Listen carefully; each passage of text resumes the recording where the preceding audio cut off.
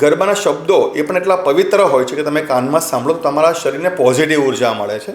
ગરબાની મૂવમેન્ટ, તાળી જે પાડવામાં આવે છે, તમે જોયું તો તાળી પાડતો વ્યક્તિ રડતો જોવા નહીં મળે, કારણ કે તાળી is a sign of positivity. તમને કીધું તે પ્રમાણે કે ભાઈ આઈએસ અધિકારીના લેવલના વ્યક્તિઓએ પણ મને પછાડ્યો છે કે ભાઈ તારે જે કરવું હોય તે કર, આ બધું લઈને અમારી પાસે નહીં આવવાનું એમ.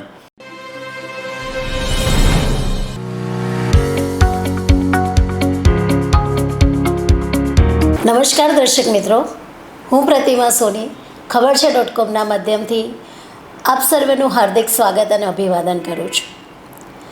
અત્યાર સુધી આપણે ઘણા બધા શિક્ષણવિદોને મળ્યા, કલાગુરુને મળ્યા અને તેમના વિશેની ઘણી બધી વાતો જાણી, તેમના વિચારો જાણ્યા અને તેમના વિષયની અંદરની તેમની જે એક્સપર્ટાઇઝ હતી તે પણ જાણી. પરંતુ આજે ખૂબ આનંદ છે એક એવા યોગ ગુરુ કે ગરબા ગુરુને મળવાનું છે કે જેમણે, આપણે કહેવાય ને કે યોગ એટલે આપણા મનની શાંતિ અને ગરબા એટલે આપણા શરીરની ઉર્જા, તેને સાચા અર્થમાં સુમેળ કરી અને એક ચરિતાર્થ કરી અને લોકો સમક્ષ કંઈક નવી જ વાનગી પીરસે છે. તો એવા સુરત શહેરનું ખૂબ જ નામાંકિત નામ એવા અનીશભાઈ રંગરેજ આજે આપણી વચ્ચે ઉપસ્થિત છે. તો અનીશભાઈ, આજના ખબર છે .comના માધ્યમ ગુરુદેવો ભવમાં આપનું હાર્દિક સ્વાગત અને અભિવાદન. Thank you so much ma'am. સૌ પ્રથમ તો અનીશભાઈ, તમે અમારા દર્શક મિત્રોને આપનો પરિચય આપશો. નમસ્કાર મિત્રો, હું છું અનીશ રંગરેજ, ગરબા રિસર્ચર અને યોગ ગરબા ઇન્વેન્ટર તરીકે ઓળખાવું છું. છેલ્લા 15 વર્ષથી ગરબા સાથે સંકળાયેલો છું. એમ તો 22 વર્ષથી સંકળાયેલો છું, પણ છેલ્લા 15 વર્ષથી અમે સંશોધન કરીએ છીએ અને ગરબા આપણા જીવન ઉપર કેવી રીતે અસરકારક નીવડી શકે, આપણા શારીરિક, માનસિક અને આધ્યાત્મિક વિકાસમાં કેવી રીતે કામ લાગી શકે, એના પર હું કાર્ય કરી રહ્યો છું. અનીશભાઈ, આપ ગરબાના ક્ષેત્રની અંદર તો ખૂબ સરસ કામ કરી રહ્યા છો, પરંતુ થોડુંક અમારા દર્શક મિત્રોને આપના અભ્યાસ વિશે પણ જણાવશો કે આપનો અભ્યાસ ક્યાં સુધી હતો અને આપનું પ્રોફેશન શું છે?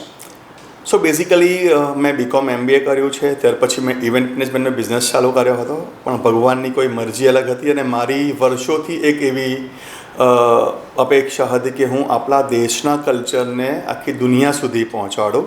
એટલે ભગવાને મારા જીવનના જે અનુભવો છે ને એની જગ્યા પર કેન્દ્રિત કરીને મને ગરબાની ફિલ્ડમાં એન્ટ્રી આપી અને ત્યાર પછી યોગ ગરબા જેવા શબ્દને જન્મ અપાવડાવ્યો. યોગ ગરબા, યોગ વિશે આપણે ઘણું બધું જાણતા હતા અને ગરબા વિશે પણ જાણતા હતા, પરંતુ તમે આ બંનેનું એક સરસ કોમ્બિનેશન કર્યું છે. તો આ એક કોમ્બિનેશન કરવાનો તમને વિચાર કેવી રીતે આવ્યો? તમે કોઈ જગ્યાએથી શીખ્યા કે કેવી રીતે આનું ઉત્પત્તિ થઈ યોગ ગરબાની? તે એક કોઈ સ્ટોરી કે કેવી રીતે ઉત્પત્તિ થઈ તે તમે અમારા દર્શકોને જણાવશો? ચોક્કસ. બેઝિકલી મારી આધ્યાત્મિક જર્ની, સત્સંગમાં રહેલા થકા અમે વર્ષોથી ભગવાનના ભજન ઉપર ડાન્સ અને પરફોર્મન્સ કરતા. સુરતના લોકલ એરિયામાં એટલે કે મહિધરપુરામાં રહેતા અમે શેરી મોહલ્લાથી ગરબા સાથે સંકળાયેલા હતા. સમય સંજોગોને આધીન અલગ અલગ એક્ટિવિટીમાં પાર્ટિસિપેટ કરવાનું થયું અને લગભગ 2011માં એક એવી પરિસ્થિતિ ઊભી થઈ કે મને ગરબા ઉપર સંશોધન કરવાનું મન થયું. એનું કારણ એવું હતું કે મારા પગની ઇન્જરી એ મને ગરબા રમવાની ના પાડતી હતી. એટલે શરૂઆત થઈ ત્યાંથી કે ભાઈ ગરબા મારાથી કેમ નહીં રમાય, મને દુખાવો કેમ થાય. એટલે થોડા ટેકનિકલ આસ્પેક્ટ્સને સમજવા માટે મારા જે બધા મિત્રો હતા, ફિઝિયોથેરાપિસ્ટ, ડૉક્ટર, એમના સાથે એસોસિએટ થઈને એક રિસર્ચ ચાલુ કર્યું. એમાં ટેકનિકલ આસ્પેક્ટને કવરઅપ કર્યું અને થોડુંક એવું સમજ પડી કે અગર ગરબાને ટેકનિકલી કરવામાં આવે તો એ આપણને હેલ્થ માટે ઘણી બધી રીતે કામ લાગી શકે છે. એ રિસર્ચ દરમિયાન એક વખત ડાન્સ મૂવમેન્ટ થેરાપીના કોન્ફરન્સ અટેન્ડ કરી અને એ કોન્ફરન્સ ઇન્ટરનેશનલ લેવલની હતી. ત્યાં ઘણા બધા ફેલિસિટર ફોરેનથી આવ્યા હતા. જ્યારે એમનો અનુભવ કરવાનો થયો ત્યારે એવું જાણવા મળ્યું કે ડાન્સનો જ્યારે થેરાપેટિક ઉપયોગ કરવામાં આવે ત્યારે એની સાથે સ્ટ્રેચિંગ, બ્રીથિંગ અને ધ્યાનનો ઉપયોગ કરવામાં આવતો હતો. એટલે કે આસન, પ્રાણાયામ અને મેડિટેશન જે આપણા જ સંસ્કૃતિનો એક ભાગ છે. જેમ હું ગરબા ઉપર સંશોધન કરતો હતો અને 3 વસ્તુ જે મને ત્યાંથી મળી એને કનેક્ટ કરવાનું મન થયું અને એક સમયે યોગ ગરબાનો શબ્દને જન્મ મળ્યો. જ્યારે આ શબ્દનો વિચાર ભગવાને મગજમાં આપ્યો ત્યારે લગભગ 1 કે 2 અઠવાડિયા સુધી હું વિચારમાં બોલતો હતો મગજમાં કે યોગ ગરબા કેવું લાગશે, યોગા ગરબા કહું, યોગ ગરબા કહું કે ગરબા યોગા કહું. પણ એટ લાસ્ટ ભગવાને એવો બુદ્ધિયોગ આપ્યો કે યોગ ગરબા શબ્દ એ ખૂબ સરસ અને સારો અને આધ્યાત્મિક રીતે જોવા જઈએ તો શિવ શક્તિનું જે મિલન કહેવાય, કારણ કે યોગ આવ્યા શંકર ભગવાન પાસેથી અને ગરબા આવ્યા પાર્વતી માતા પાસેથી. તો એ સરસ શબ્દની ભેટ મને ભગવાને આપી. ગરબા અને યોગ એ બંને વચ્ચેનું ડિફરન્સ શું છે? સો યોગની પરિભાષા અલગ અલગ યોગીઓએ અલગ અલગ રીતે કરી છે. અષ્ટાંગ યોગ એ યોગનો બેઝ છે. યમ, નિયમ, આસન, પ્રાણાયામ, પ્રત્યાહાર, ધ્યાન, ધારણા અને સમાધિ. અને જ્યારે હું ગરબાની વાત કરું અને ગરબાના તત્વોને ચેક કરું તો તાળી, ચપટી, થેસ, એની સાથે મ્યુઝિક, એની સાથે ગાવાનું, એની સાથે મૂવમેન્ટ કરવાની, સર્ક્યુલર મોશનમાં કરવાનું. એટલે ગરબા એક નૃત્યનો ભાગ છે. યોગ એક એક્ટિવિટી, એક જીવનશૈલી છે. પણ સમય સંજોગોને આધીન આજના જમાના પ્રમાણે જોવા જઈએ તો લોકોના વિચારો ડ્યુ ટુ સોશિયલ મીડિયા કે ભાઈ એક વ્યક્તિ દિવસના 70,000 થી 80,000 વિચાર કરે છે અને એમાંથી 80,000 થોટ્સ, 80% થોટ્સ આર નેગેટિવ. આપણે એ રિઝલ્ટ જોઈ રહ્યા છીએ. તો એ નેગેટિવિટી જે છે એને ઓવરકમ કરવા માટે તમારે તમારા 5 સેન્સીસને એન્ગેજ કરવા પડે. So when you are doing dance, એટલે કે તમે ગરબાની મૂવમેન્ટ કરો છો, તમારા 5 સેન્સીસ એટલે આંખ, નાક, કાન, જીભ અને ત્વચાને એન્ગેજ કરો છો, તાળીઓ પાડીને પોતાના શરીરની ઉર્જાને જનરેટ કરો છો, ત્યારે એ તમારા બોડીને એક અલગ પોઝિટિવિટી આપે છે. અને ત્યાર પછી તમે જ્યારે યોગ સાથે એસોસિએટ થાઓ છો તો એ તમને નેગેટિવિટીમાંથી બહાર જવામાં હેલ્પ કરે છે. સો આજથી 15, 20, 25 વર્ષ પહેલાં જે યોગ કામ કરતું હતું એ તમને પોઝિટિવ આજે પણ બનાવે છે, પણ sometimes when it is about the negativity, તમે સોશિયલ મીડિયામાંથી જે વસ્તુને રિસીવ કરો છો, જે જુઓ છો, જે સાંભળો છો, એ કરતાં અગર તમે આસન કરો છો, એ વિચાર કરતાં અગર તમે પ્રાણાયામ કરો છો તો એ નેગેટિવ ઇમ્પેક્ટ બોડીમાં પડે છે. So first of all you have to emptying your mind and body, જે તમે ગરબા થકી સારી રીતે કરી શકો. ગરબાના શબ્દો એ પણ એટલા પવિત્ર હોય છે કે તમે કાનમાં સાંભળો તો તમારા શરીરને પોઝિટિવ ઉર્જા મળે છે. ગરબાની મૂવમેન્ટ, તાળી જે પાડવામાં આવે છે, તમે જોયું તો તાળી પાડતો વ્યક્તિ રડતો જોવા નહીં મળે, કારણ કે તાળી is a sign of positivity. જ્યારે આપણે તાળી ક્યારે પાડીએ તો ભાઈ આપણે ખુશ હોઈએ, કોઈને અપ્રિશિએટ કરીએ, કોઈના માટે આપણે સારા શબ્દો બોલીએ, કોઈની પાસે કંઈક રિસીવ કરીએ અથવા તો ભગવાનનું નામ લઈએ ત્યારે જ તાળી પાડવામાં આવે છે. તો તાળીનું ખૂબ વધારે મહત્ત્વ છે. So you can energise your self.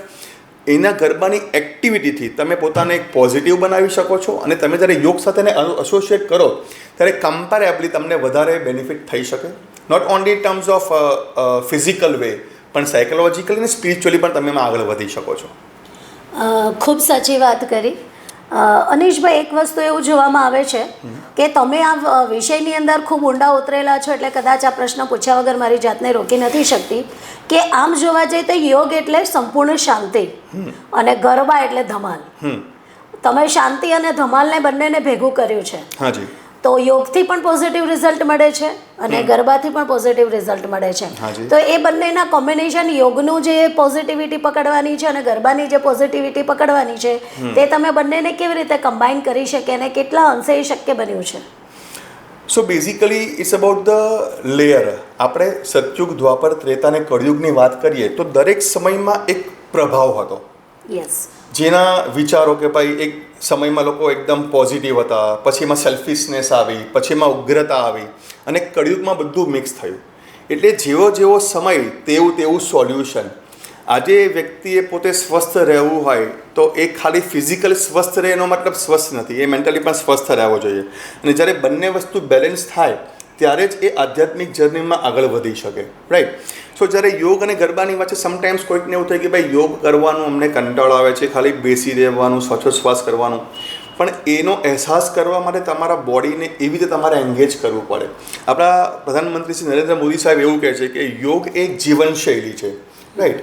અને મારો વિચારધારા એવું કહે છે કે યોગ ગરબા એ આધુનિક જીવનશૈલી છે, કારણ કે આધુનિક સમયમાં બની છે. આપણે ગરબાની વાત કરીએ તો ગરબામાં અને યોગમાં આજે બે રીતના વ્યક્તિઓ મને દેખાઈ રહ્યા છે. એક વ્યક્તિ એવો છે ફોરેન કન્ટ્રીમાં જે બિયર યોગા કરાવે છે, કે ભાઈ જે આલ્કોહોલિક વસ્તુને હાથમાં પકડીને યોગને પ્રમોટ કરે છે પોતાના નામ કરવા, ફેમ કરવા માટે. જ્યારે બીજી બાજુ કોઈક વ્યક્તિ સાલ્સા ગરબા કરે કે વેસ્ટર્ન ગરબા કરે છે, જેમાં ગરબાની આધ્યાત્મિકતા ઉપર ઠેસ પહોંચે છે. અને હું મારી જાતને બહુ નસીબદાર માનું છું કે ભગવાને મને એવો શબ્દ આપ્યો જેમાં યોગ અને ગરબા એટલે કે બંને વસ્તુ આધ્યાત્મિક, બંને વસ્તુ પોઝિટિવ, બંને વસ્તુ scientifically good to our mind, body and soul. એટલે મારો કહેવાનો મતલબ એવો છે કે જેવો જેવો સમય તેવું એનું સોલ્યુશન. એટલે આજના જમાનામાં યોગ ગરબા તમને એવી રીતે કામ લાગી શકે છે. મિત્રો કહેવાય છે ને કે કોઈ પણ પરિવર્તન હોય ત્યારે થોડીક મુશ્કેલી પણ આવતી હોય છે. તો જ્યારે તમે યોગને છોડીને યોગ ગરબાની વાત કરી હશે ત્યારે કદાચ તમને કોઈક નાના મોટા પડકારો પણ કંઈક આવ્યા હશે. તો એવા તમને યોગ ગરબાને શરૂ કરવા માટે એનું ઇનિશિયેટિવ તમે જ્યારે લઈ અને આખા સુરત શહેરમાં એનો પ્રચાર કર્યો છે, તો એવા કોઈ પડકારો તમને નડ્યા છે? પડકારો વગર તો પ્રોગ્રેસ થતી નથી. જ્યારે કંઈક નવી વસ્તુ આવે ત્યારે એવું સહજ આવે કે એનો અસ્વીકાર થાય, તમને એના માટે ડિમોરલાઇઝ કરવામાં આવે. અને એવા હોદ્દાના વ્યક્તિઓ ડિમોરલાઇઝ કરે કે તમને એમ થાય કે ભાઈ આ વ્યક્તિ જો મને ના પાડે તો મારી વસ્તુ કેટલા અંશે સાચી. પણ એક નાની સ્ટોરી કહીશ કે જ્યારે આઇન્સ્ટાઈને જે એમનું એનર્જી બરાબર ડેલ્ટા MC સ્ક્વેરની જે સૂત્ર જ્યારે એમણે પ્રેઝન્ટ કર્યું ત્યારે એમણે સર્વપ્રથમ 70 સાયન્ટિસ્ટને બોલાવ્યા હતા.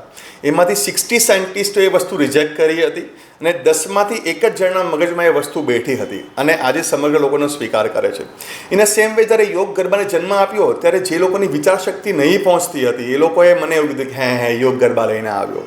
પણ એ શબ્દને બહુ લાઇટલી લેવામાં આવ્યો. જેમ સમજણવાળા લોકો એટલે કે જે એજ્યુકેટેડ છે, ડૉક્ટર્સ છે, જે સાયકાટ્રિસ્ટ છે, જે લોકો સ્પિરિચ્યુઅલી કનેક્ટેડ છે, જે લોકોને આ વસ્તુ સાથે ડિસ્કશન થયું એટલે એ લોકોએ મને મોરલ સપોર્ટ પણ કર્યો.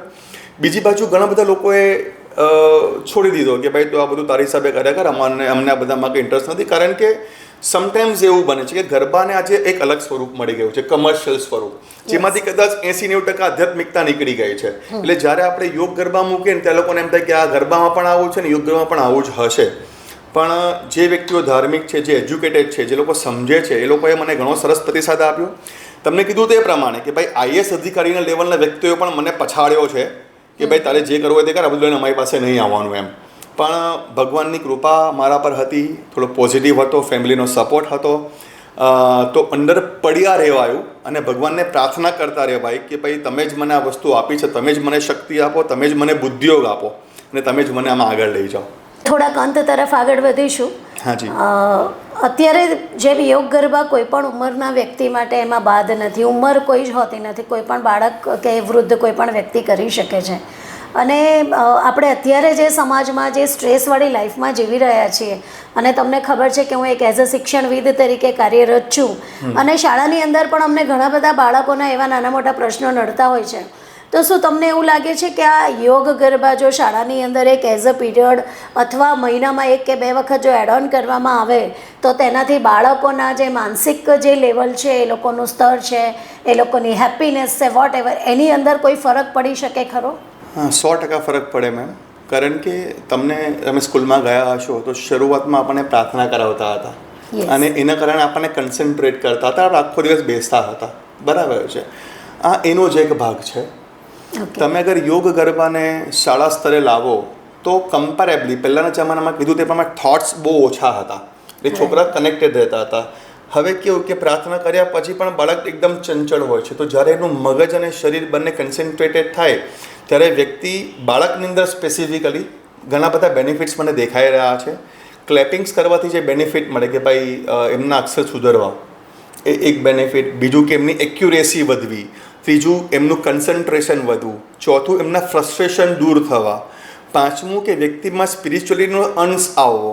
છઠ્ઠું એનામાં સંસ્કાર પડવા. એવા ઘણા બધા બેનિફિટ્સ બાળકોને મળે અગર યોગ ગરબા એજ્યુકેશનમાં લાવીને બાળકો પર અપ્લાય કરવામાં આવે તો. ખાલી એનો હેતુ એવો હોય કે એમાં જે 5 સેન્સીસને એંગેજ કરવા માટે જે શબ્દોનો ઉપયોગ થાય that should B positive and પવિત્ર. આપણે યોગ ગરબાને કોઈ બોલિવૂડ ડાન્સ ઉપર કે બીજા કોઈ અલગ ટ્રેન્ડ્સ ઉપર કરાવવા નથી માંગતા. જ્યાં આગળ માત્ર ને માત્ર સ્પિરિચ્યુઅલ શબ્દ હોય, જે આધ્યાત્મિક શબ્દોનો ઉલ્લેખ થતો હોય, જ્યારે એની સાથે બાળકોને કનેક્ટ કરવામાં આવે તો નેચરલી ધીમે મહદઅંશે અઠવાડિયામાં 1 વાર 2 વાર તમે એક્ટિવિટી કરાવો તો બાળકમાં સુધારો જોવા મળે. એમની અંદર પવિત્રતાનું સિંચન થાય. કારણ કે ભગવાનના આશીર્વાદ છે, હું બોલવાથી કંઈ નહીં થતું. જ્યારે ભગવાન જ્યારે એમના આશીર્વાદ ગરબા સ્વરૂપે આપણા ઉપર આપતા હોય, યોગ સ્વરૂપે આપતા હોય તો 100% એમાં રિઝલ્ટ જોવા મળી શકે. ખૂબ વિચારવા લાયક આપે વાત અમને જણાવી છે, જે અમારા દરેક શિક્ષણવિદોને અને શિક્ષણની અંદર એક લાભ મળી શકે છે. બીજું એક જ્યાં સુધી જાણ્યું છે ત્યાં સુધી તમે મેરેજ કરાવો છો તો મેરેજની અંદર પણ તમારું યોગ ગરબા અને તમારું આધ્યાત્મકનો ટચ હોય છે, તેવી જ રીતે ગર્ભ સંસ્કારને પણ તમે એ રીતનો કોઈ ટચ આપો છો. તો એ કેવી રીતે તમે ડિઝાઇન કરો છો, અથવા એ ઇવેન્ટની શું પોઝિટિવિટી હોય છે અન્ય ઇવેન્ટ કરતાં? સો બેઝિકલી જે પ્રમાણે યોગ ગરબાનો જન્મ થયો અને અંદર ડૂબવાનું થયું એ પ્રમાણે સ્પિરિચ્યુઅલિટી એટલે આધ્યાત્મિકતા અને એન્ટરટેનમેન્ટ બે વસ્તુને કનેક્ટ કરીને આનો પ્રોગ્રામ ડિઝાઇન કરવામાં આવે છે.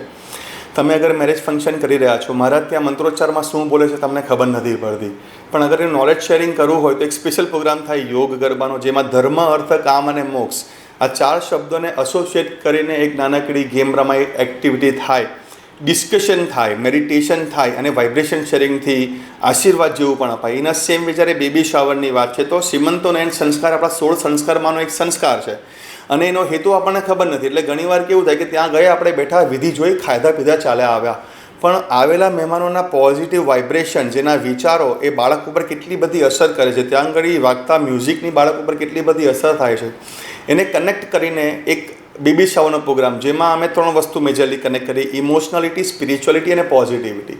ઇમોશનાલિટીમાં મધર અને બેબીનું બોન્ડિંગ થાય, એવી રીતના આપણે importance of mother in human life એના ઉપર ડિસ્કશન કરીને બધા પાસે પોતાની મમ્મીને થેન્ક્સ કહેવડાવીએ છીએ. બંને મમ્મીઓ, સાસુ અને મમ્મીને જે વધુ છે એની સાથે બેસાડીને એમને હૂંફ અપાવીએ છીએ, માથામાં સિંદૂર પુરાવીને આપણે એક બ્લેસિંગ્સ અપાવીએ છીએ. ગરબાની એક્ટિવિટી થ્રુ, ડિવાઇન ડાન્સ તરીકે ગરબા કરતાં કરતાં છોકરીના કાનમાં ભગવાનના જે ગુણ છે એના ઉચ્ચારણ કરાવીએ છીએ, જેથી કરીને 5 થી 7 મહિનામાં બાળકના સેન્સીસ આવતા હોય, એ બધી વસ્તુ જાણે, સમજે, વિચારે અને સ્વીકારે. તો જેવા શબ્દો કાનમાં ગયા બાળકને પહોંચે અને બાળક એનાથી આધ્યાત્મિક યાત્રાની શરૂઆત કરી શકે. અને એટ લાસ્ટ જ્યારે વાઇબ્રેશનની વાત છે તો બધા જ મહેમાનોને ઇન્વોલ્વ કરીને એમની પોઝિટિવ એનર્જીને અપલિફ્ટ કરવામાં આવે અને દરેક વ્યક્તિ પોતાના હાથની પોઝિટિવ ઉર્જા બાળક અને માતા તરફ ડાયવર્ટ કરે. એવી રીતે કોઈપણ ફંક્શનને આપણે આધ્યાત્મિકતા અને એન્ટરટેનમેન્ટ બે વસ્તુને કનેક્ટ કરીને યોગ ગરબા થકી ડિઝાઇન કરી શકીએ છીએ. ખૂબ સુંદર કોન્સેપ્ટ છે. આપણે અંતના ક્વેશ્ચન તરફ આગળ વધીએ તો અનીશભાઈ, આપણને ખબર છે કે અત્યારે ફિટનેસ અત્યારના સમય માટે ખૂબ જ જરૂરી છે, કારણ કે ફાસ્ટ ફૂડના જમાનામાં અને લોકો પાસે સમય નથી. તો એ સમય નથી, ખાવા પીવામાં આપણા સુરતી પ્રજાને તો કોઈ આપણે રોકી શકીએ એવું છે જ નહીં. તો આપણું શરીર પણ સારું રહેવું જોઈએ, મન પણ સારું રહેવું જોઈએ. તો એના સંદર્ભમાં તમે અમારા દર્શક મિત્રોને શું સંદેશો આપશો? સો યોગ ગરબા બનાવ્યું છે એટલે યોગ ગરબા કરવાનું એવું નહીં, પણ દિવસનો 1 કલાક તમારા શરીર માટે, તમારા મન માટે અને તમારા આત્મા માટે તમારે કાઢવો જોઈએ, એવું મારું માનવું છે. તમે ચાલી શકો, રનિંગ કરી શકો, વોકિંગ કરી શકો. સાથે તમારે માનસિક શાંતિ મેળવવી હોય તો આપણા ધર્મોના જે શ્લોકોના, મંત્રોના ઉચ્ચારણ છે, ભજન છે, કીર્તન છે, એને તમે કાનમાં રાખીને પણ તમે વોકિંગ, રનિંગ કરી શકો. અને કદાચ તમારે આધ્યાત્મિક તરફ આગળ વધવું તો ધીમે ધીમે તમે મેડિટેશન તરફ આગળ વધી શકો. એટલે જીવનમાં અગર બેલેન્સ, જેમ કીધું તેમ કે યોગ ગરબા, શિવ શક્તિ, મસ્ક્યુલર એનર્જી અને ફેમિનાઇન એનર્જી, આ બંને વસ્તુ તમે બેલેન્સ કરશો ને ત્યારે જ એક તમારું બોડી અલાઇન થશે અને એ તમને બધી રીતે આનંદમાં રાખશે. તો વધારે કંઈ નથી કહેવું, પણ સેલ્ફ એટલે કે મારા પોતાના શરીર, મન અને આત્મા માટે જીવવું જરૂરી છે, નહીં કે અહમ, હઠ કે ઈર્ષ્યા માટે. કારણ કે વ્યક્તિ આજે 90% પૈસા કમાવા માટે કે અહમ માટે એના માટે કાર્ય કરતો હોય, પણ આ તરફ જોતા નથી. સો આઈ વુડ પ્રિફર કે દરેક વ્યક્તિના જીવનમાં એક સંતોષ હોય, થોડીક શાંતિ હોય, થોડો આનંદ હોય અને હંમેશા ભગવાનની કૃપા દરેક ઉપર હોય જ છે, બસ એને ઝીલવાની છે. એના માટે આપણને કુદરત શક્તિ આપે એવી જ મારી ઈચ્છા છે. ખૂબ સુંદર વાત કરી. કહેવાય છે ને કે self awareness is the first awareness. આપણે આપણાથી જ શરૂઆત કરીશું તો આપણે સંપૂર્ણપણે બધાને જ બદલી શકીશું. પરંતુ આપણું મન અને શરીર સ્વસ્થ હશે તો આપણે દરેક ક્ષેત્રમાં ખૂબ સારી રીતે આગળ વધી શકીશું. અનીશભાઈએ ખૂબ સુંદર વાત કરી કે મન સ્વસ્થ રાખવાનું છે, શરીર સ્વસ્થ રાખવાનું છે અને સાથે આધ્યાત્મિક આપણી જે સંસ્કૃતિ છે તેને સાથે રાખવાનું છે અને આપણે ફિટનેસ રાખવાનું છે. અને તે જ વાત મોદીજીએ પણ કરી છે કે અત્યારે દરેક વ્યક્તિ ફિટ હોવો ખૂબ જરૂરી છે. અને એટલે જ થોડાક દિવસ પહેલાં આપણે અહીંયા એક યોગનો મોટો પ્રોગ્રામ પણ આપણા સુરત શહેરની અંદર કરવામાં આવેલો હતો.